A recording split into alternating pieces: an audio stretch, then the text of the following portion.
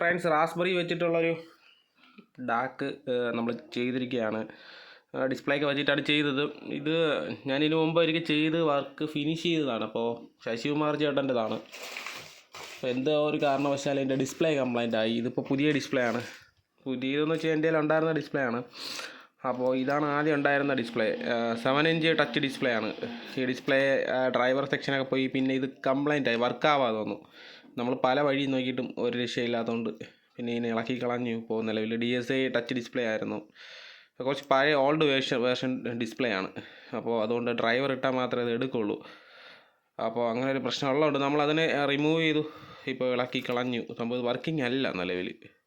അപ്പോൾ അത് ഇളക്കി മാറ്റി. ഞങ്ങൾ മാറ്റിയതിന് ശേഷം 4.3 ഇഞ്ച് വേവ് ഷെയറിൻ്റെ 4.3 inch DSi 5 finger touch display ആണ് വെച്ചിട്ടുള്ളത്. അതായത് 5 ഫിംഗർ കൊണ്ട് നമുക്ക് ഒരേ സമയം ടച്ച് ചെയ്ത് നമ്മുടെ ഫോണിലൊക്കെ ഉള്ള പോലെ IPS ഡിസ്പ്ലേ ആണ് ഇതിനകത്ത് വരുന്നത്. ടഫൺ ഗ്ലാസ് ആണ്, പെട്ടെന്നൊന്നും പൊട്ടത്തുമില്ല. അപ്പോൾ ആ ഒരു ഡിസ്പ്ലേ നല്ല ഇതാണ്, കാണാൻ നല്ലൊരു ക്ലാരിറ്റിയാണ് ഈ ഡിസ്പ്ലേ ചെറുതായതുകൊണ്ട് തന്നെ. ഇനി ഫ്രണ്ടിലുള്ള ഈ പേപ്പർ നമുക്ക് ഇളക്കാൻ പറ്റും. ഞാൻ ജസ്റ്റ് അത് ഇന്ന് കൊടുക്കാനായിട്ടുള്ളത്. ശശികുമാരേട്ടാ ഇപ്പോൾ വന്നുകൊണ്ടിരിക്കുകയാണ് അത് വാങ്ങാനായിട്ട്. കുറച്ച് ദിവസമായി തന്നിട്ട്. പുള്ളി ഒരു 4 മാസമായി. എനിക്ക് സമയം കിട്ടാത്തതുകൊണ്ടാണ്. കാര്യം ഒരുപാട് വർക്കുകൾ ഇങ്ങനെ പെൻഡിങ് കിടപ്പുണ്ട്. അതുകൊണ്ട് കൊടുക്കാനായിട്ട് നിരങ്കാലം കൊടുക്കാനായിട്ട് പറ്റില്ല. പിന്നെ ഇതൊരു ലാസ്റ്റ് വർക്കാണ്. ഞാൻ പിന്നെ ഇത് ചെയ്തതോടെ ഞാൻ റാസ്ബെറിയുടെ വർക്ക് പിന്നെ വേറെ ചെയ്തിട്ടുമില്ല. ആ പ്രശ്നം എന്ന് വെച്ചാൽ സമയത്തിൻ്റെ ഒരു പ്രശ്നമാണ്. നമുക്ക് വാങ്ങിക്കഴിഞ്ഞാൽ കൃത്യം സമയത്ത്, നമ്മളെപ്പോലെയുള്ള ആൾക്കാരുടെ പ്രധാന പ്രശ്നമാണ് സാധനങ്ങൾ വാങ്ങിക്കഴിഞ്ഞാൽ കൃത്യസമയം കൊടുക്കാൻ പറ്റത്തില്ല എന്നുള്ളതാണ്. അപ്പോൾ ഓക്കെ, ഇനി ഞാനിത് ആർക്കു വേണ്ടിയും ചെയ്യുന്നില്ല.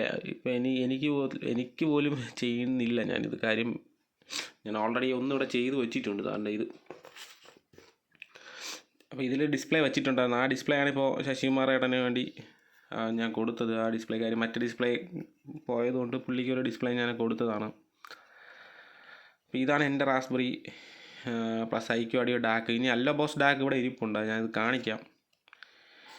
ഓക്കെ, അപ്പോൾ ഇതാണ് ആ റാസ്ബെറി. അപ്പോൾ നമ്മളെ ഇതിനകത്തോട്ട് വന്നു കഴിഞ്ഞാൽ ഇത്രയേ ഉള്ളൂ, വേറെ ഒന്നുമില്ല. അപ്പോൾ ശശികുമാറാണ് കുറച്ച് ക്യാബിനറ്റ് വലുതായിട്ട് ചെയ്യണം എന്ന് പറഞ്ഞിട്ടുണ്ടായിരുന്നു. പിന്നെ ഡിസ്പ്ലേ അന്ന് വലുതായിരുന്നു. ആ ഡിസ്പ്ലേ ഏകദേശം 7 ഇഞ്ച് ഡിസ്പ്ലേ, ഇത്രയും വലിപ്പമുള്ളൊരു ഡിസ്പ്ലേ ആയിരുന്നു. അതിൻ്റെ ഫ്രണ്ട് പാനൽ ഇവിടെ ഇരിപ്പുണ്ട്, ഞാനതൊന്ന് കാണിക്കാം.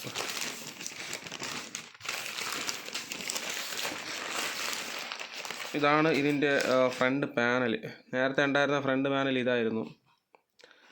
അപ്പോൾ അത് ചേഞ്ച് ചെയ്തിട്ടാണ് ഇത് ആക്കിയത്. 7 ഇഞ്ച് ഡിസ്പ്ലേ, അത് കാണാൻ നല്ല രസമായിരുന്നു. പക്ഷേ അത് വലിയ ഡിസ്പ്ലേ ഒക്കെ ആയതുകൊണ്ട് തന്നെ കുറച്ച് കാണാൻ രസമായിരുന്നു. ഡിസ്പ്ലേ എന്ന് പറയുമ്പോൾ ഒരു ഷോ ഓഫ് മാത്രമാണെന്ന് നമുക്ക് ഒരിക്കലും പറയാൻ പറ്റത്തില്ല.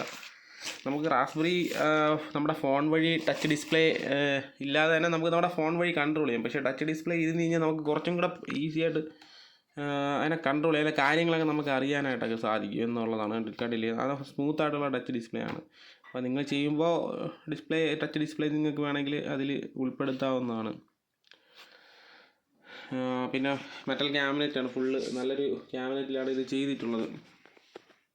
പിന്നെ നല്ലൊരു ക്യാബിനറ്റിലാണ് ചെയ്തിട്ടുള്ളത്. ഇതിനകത്ത് റാസ്ബെറി പിന്നെ ഞാൻ പറഞ്ഞില്ലേ MIയുടെ ഒരു ചാർജറാണ്, ഈ ഫോൺ ചാർജറാണ് ഇതിനകത്ത് യൂസ് ചെയ്തിട്ടുള്ളത്.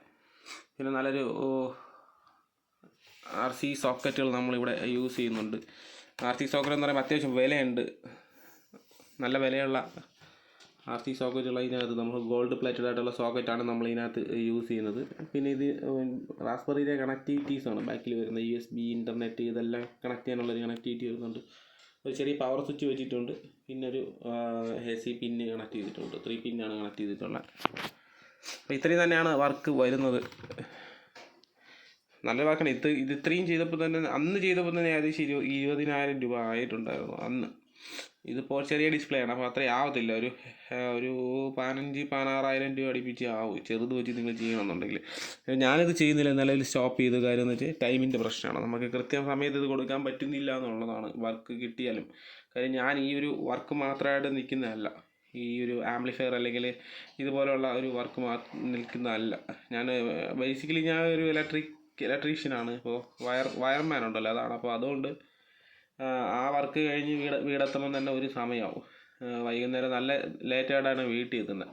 അപ്പോൾ അത് കഴിഞ്ഞിട്ട് നമുക്ക് ഈ വർക്ക് തീർക്കാനായിട്ട് ഒരു സമയം കിട്ടുന്നില്ല എന്നുള്ളതാണ് മെയിൻ ഒരു പ്രശ്നം.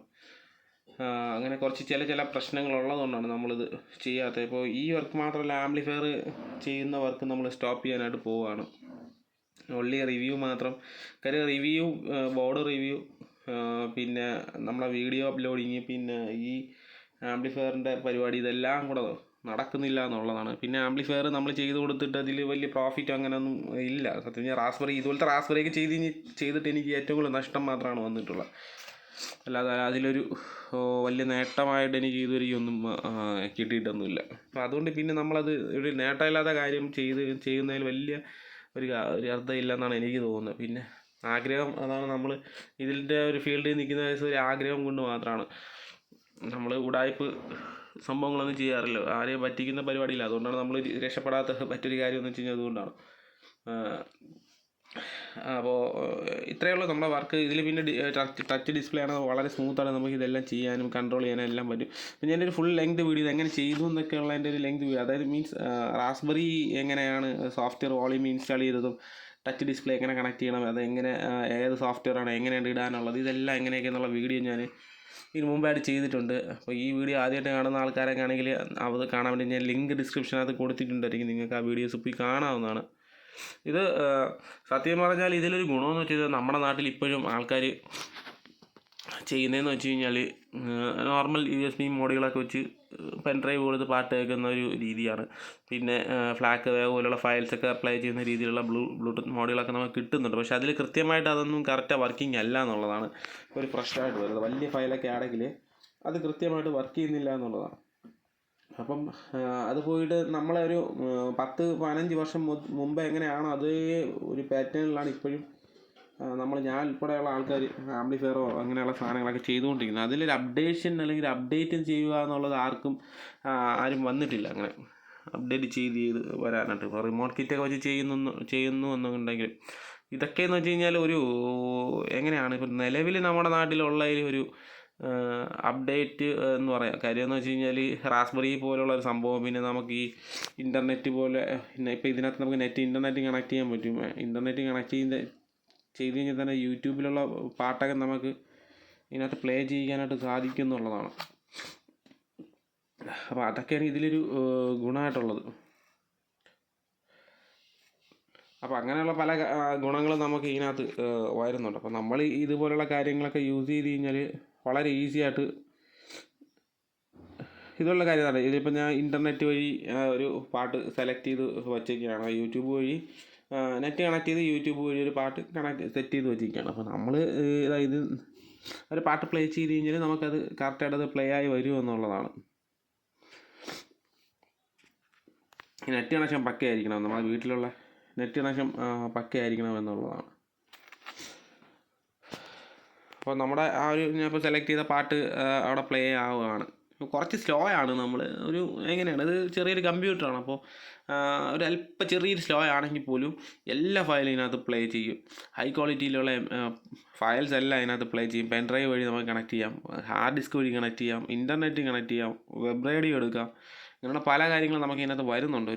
എങ്ങനെ നിങ്ങൾ ജസ്റ്റ് ഒരു 15,000-16,000 രൂപ അത്രയും ആവില്ല. നിങ്ങൾ ചെയ്തെടുക്കുമ്പോൾ കുറച്ച് ചെറിയ രീതി ക്യാബിനറ്റൊക്കെ ചെറിയ രീതിയിലാക്കി നിങ്ങളെക്കൊണ്ട് പറ്റുന്ന രീതിയിൽ സ്വന്തമായിട്ട് തന്നെ ചെയ്തെടുക്കാൻ പറ്റുന്നൊരു കാര്യമാണ്. അപ്പോൾ എനിക്ക് പറയാനുള്ളതെന്ന് വെച്ചാൽ നിങ്ങൾ ഇതൊക്കെ സ്വന്തമായിട്ട് ചെയ്ത് നോക്കുക.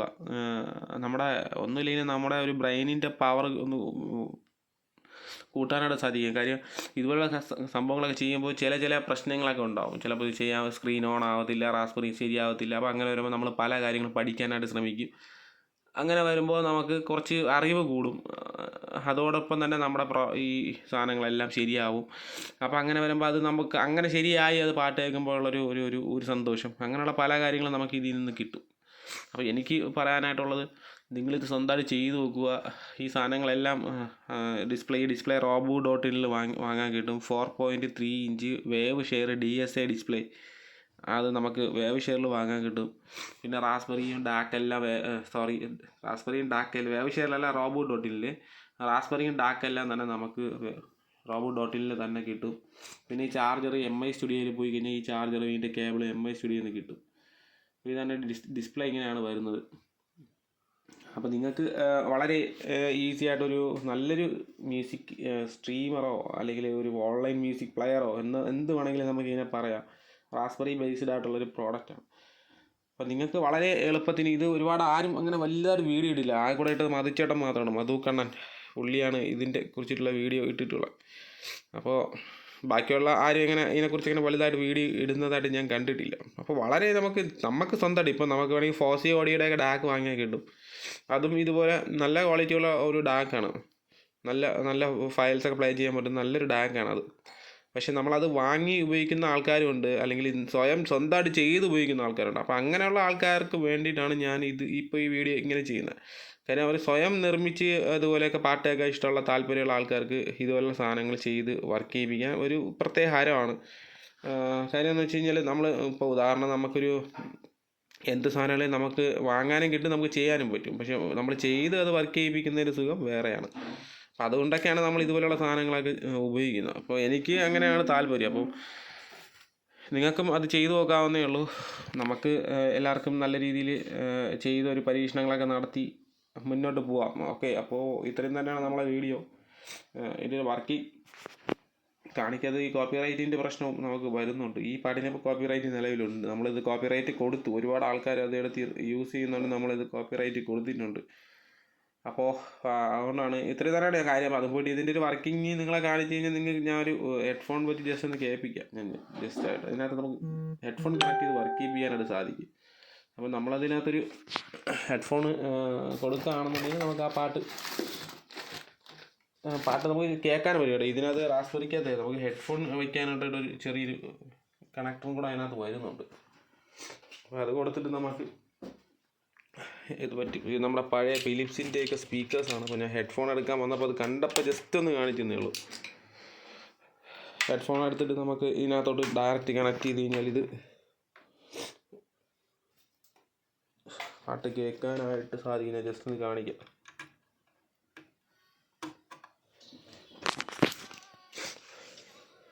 അപ്പോൾ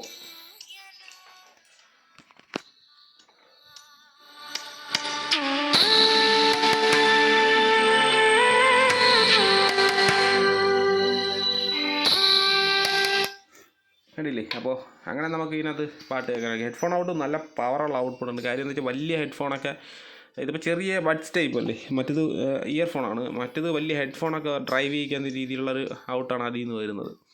അപ്പോൾ ഓക്കെ, ഇത്രയും തന്നെയാണ് നമ്മളെ വീഡിയോ. നിങ്ങൾക്ക് വീഡിയോ ഇഷ്ടപ്പെട്ട് കാണുമെന്ന് വിചാരിക്കുന്നു. Okay, thank you, bye bye.